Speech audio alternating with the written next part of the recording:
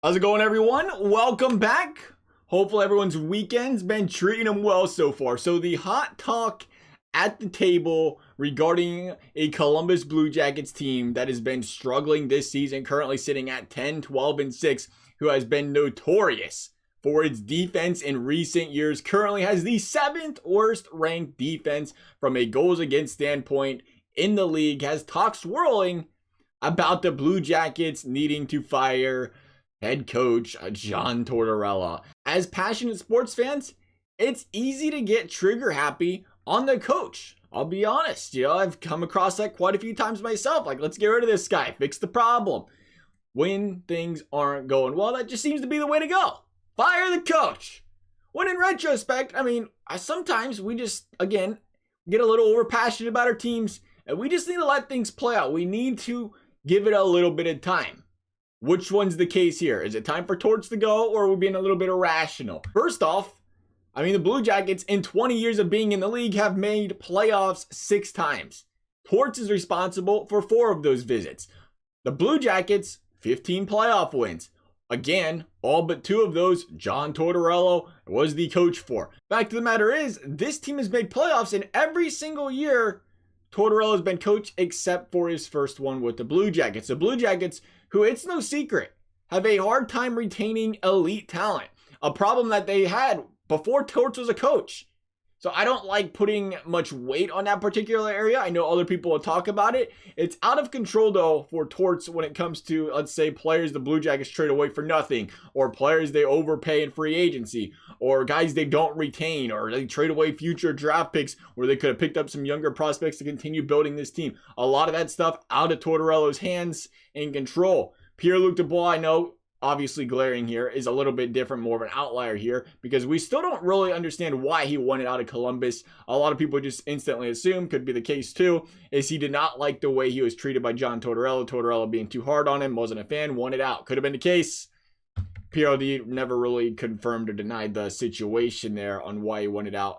Again, we've seen other players force their way out of Columbus before. Torts wasn't the coach then, so it could just be that. It could be Tortorella. But as we know, Tortorella being a hard-nosed coach has tended to be the reason he's been ran out of many organizations. In a world where people are becoming more and more sensitive by the day, which, hey, it is what it is. It is, at the end of the day, it's a good thing to see more and more people become more aware of the things they say to others, how that can affect them, so on and so forth. I get it.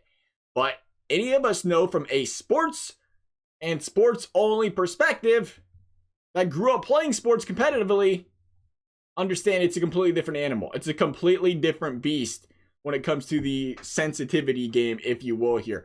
Coaches aren't going out there and trying to bully their players. They're not trying to put their players down. They're not trying to harass their players, make them feel uncomfortable. At the end of the day, coaches go out there, yeah, they're going to yell, they're going to criticize you, they're going to point things out, but they do all of that for the love of the team. They do all that to improve the team. They want to see you become a better player. All of that, at the end of the day, there's no malicious intent behind it. It is all to make the team better and improve everyone.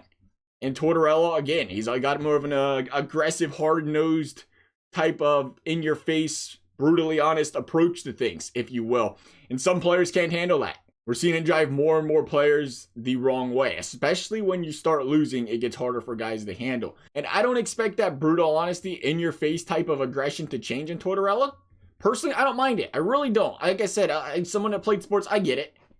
I ain't going to be mad at a coach for being hard on me. I get it. It's all at the end of the day for the love of the game to get better. Other people, it is what it is. People have different opinions on it. I understand. I get it. I do, however, have a concern with the benching of players mid-game. I think, again, it's a great time, or a great tone setter, not a great time, or it could be for, the guy not getting benched or the other team, depending who you're benching, but I think it's a great tone setter. It sends a message to the team. Hey, you want to take a shift off the ice? You want to get lazy out there? You're not going to play. Someone else is going to step up, take it over, and play better. But at the same time, you can't be too excessive with it. You can't be reckless with it, and I think that was the case with the second benching of Patrik Laine. Laine, who had gone, 7 games? 7 straight games without a point. Came up against Florida, had a goal, had an assist, and he was benched in the 3rd period.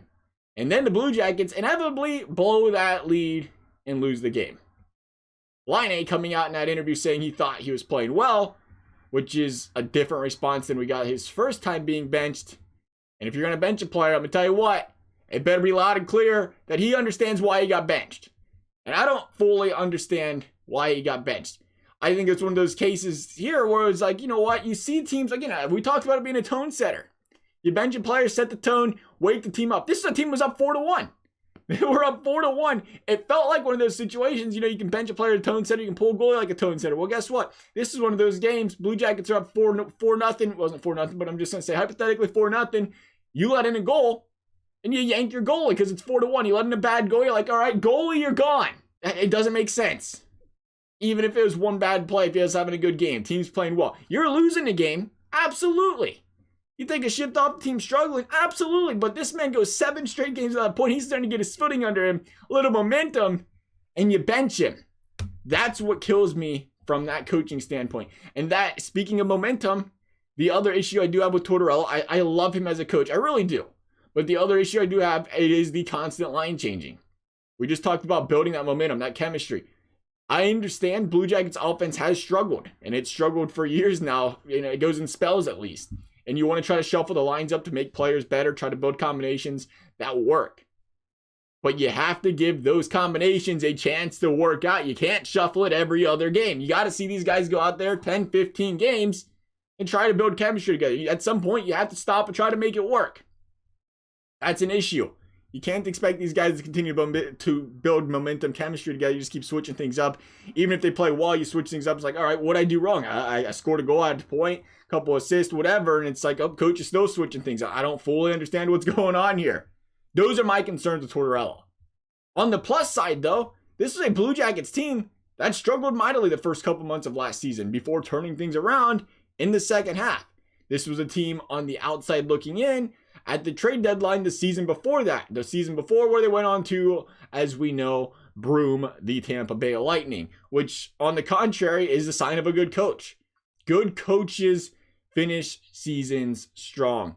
They get guys to buy into the system. They coach players up to the best of their abilities. They see a constant improvement throughout the season. As opposed to a coach I'd be concerned about that say, hey, Blue Jackets started out 8-0, 10-5, whatever, and teams start to figure out their strategy, their gameplay, and you get to the second half of the year, they start struggling, falling off, and that's a sign of a coach that can't adjust and continue to grow and improve with the game. And again, as noted, this ain't no Boston Bruins lineup the Blue Jackets are working with here. Tortorella's done an exceptional job, a more than exceptional job of making this team a legitimate contender, a scary team to face in the playoffs when you consider the firepower they do have from an offensive standpoint for the most part. That being said, I don't think you fire Torts midseason. You can't fire this man when he's proven to turn things around in the second half. But guess what, though? You want to debate this at the end of the year? Blue Jackets miss playoffs. They continue to struggle the rest of the season. Then you want to debate firing John Tortorella? Let's do it. Fine. Sure. You got my attention. But I don't think this is a guy you fire midseason when he's proven that he can turn things around just like that. That's our thoughts. Love you guys. Thank you guys for watching. We'll see you next time.